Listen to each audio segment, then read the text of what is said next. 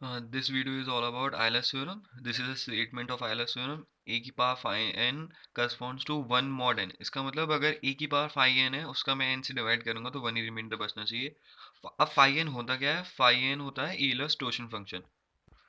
तो जो phi n होता है वो होता है numbers less than n up to n minus one which are coprime to m. इसका मतलब ये है, सपोज n अगर आपके पास 100 गिवन है तो 99 तक कितने ऐसे नंबर हैं जो 100 को डिवाइड नहीं करते हैं, तो वो जितने भी नंबर्स हो जाएंगे वो हो जाएगा फाई एन. अब फाई एन निकालते कैसे हैं, इसके लिए एक फॉर्मूला भी है. ये हमारे पास फाई एन निकालने का फॉर्मूला. अब मैं आपको फाई एन निकाल के दिखाता हूँ विद एन एग्जाम्पल. ये मैं ये फाई एन निकालने के लिए मैंने 3 एग्जाम्पल ले रखे हैं. अब आगे इनको सॉल्व करते हैं. तो हमने इन सबको फैक्टराइज कर लिया. 100 equals to 5 square into 2 square, इसका मतलब 25 इंटू 4. 23 प्राइम नंबर है इसलिए इसके फैक्टर्स नहीं होंगे, तो 23 का 23 रह जाएगा. और 187 का हो गया 11 इंटू 17. अब हम इसमें फॉर्मूला अप्लाई करेंगे और उसका इलस्ट्रेशन फंक्शन निकालेंगे.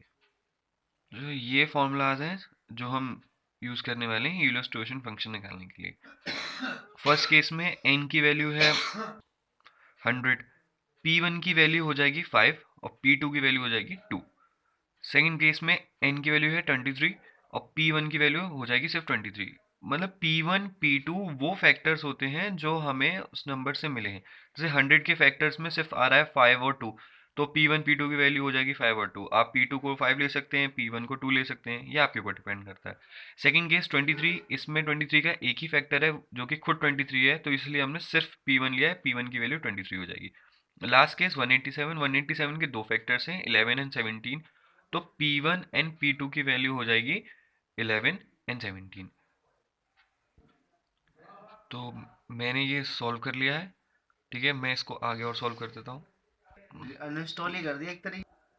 तो तीनों का मैंने रिस्पेक्टिवली फाइव एन निकाल दिया है. 100 का आ रहा है 40, 23 का आ रहा है 22 एंड ये देख सकते हैं आप, और 187 का आ रहा है 160. इसका मतलब ये है कि 100 से छोटे 48 ऐसे नंबर्स हैं जो 100 को डिवाइड नहीं कर सकते. 23 से छोटे 22 ऐसे नंबर्स हैं जो 23 को डिवाइड नहीं कर सकते. और 187 से छोटे 160 ऐसे नंबर्स हैं जो 187 को डिवाइड नहीं कर सकते. अब इसके बेस पे जो क्वेश्चन होता है वो मैं आपको दिखा देता हूँ. ये क्वेश्चन था 3 की पावर 2005 मॉड 500. अब मॉड 500 था इसलिए हमने 500 का इलस्ट्रेशन फंक्शन निकाल लिया विच इज़ 5n. तो उसका जो फैक्टर्स होते हैं वो होते हैं 5 क्यू इंटू 2 स्क्वायर.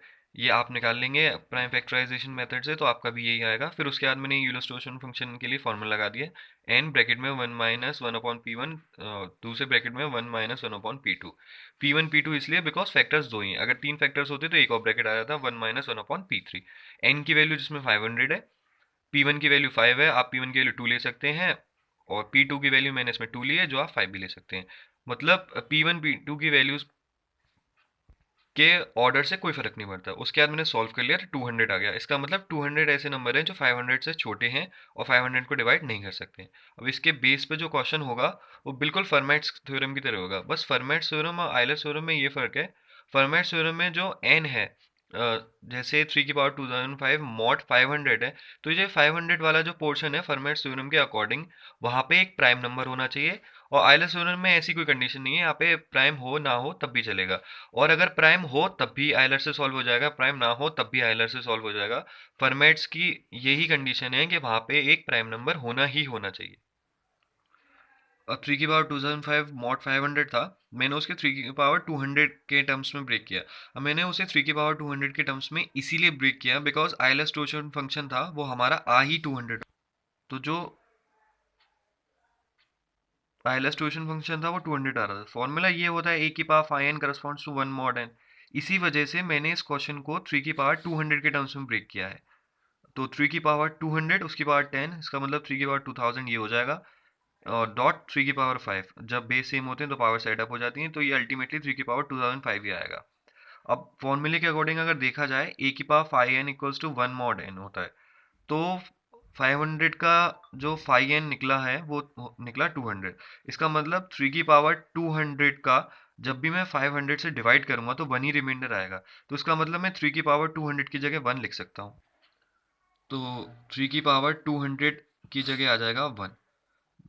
3 की पावर 200 की जगह 1 इसलिए आएगा, मैं एक बार फिर से बता देता हूँ, बिकॉज 500 का जो 5n है वो 200 निकला है। और फॉर्मूले के अकॉर्डिंग ए की power 5n corresponds to 1 mod n होता है, इसीलिए मैंने उसे 3 की पावर 200 के टर्म्स में ब्रेक किया, बिकॉज 200 5n था और अब 3 की पावर 200 की जगह 1 आ गया। 1 की पावर 10 1 हो जाएगा, 1 इंटू 3 की पावर 5, 3 की पावर 5 रह जाएगा। 3 की पावर 5 को हम सॉल्व करेंगे तो 243 बचेगा, 243 का 500 से मॉड निकालेंगे तो 243 ही बचेगा। तो यही हमारा आंसर।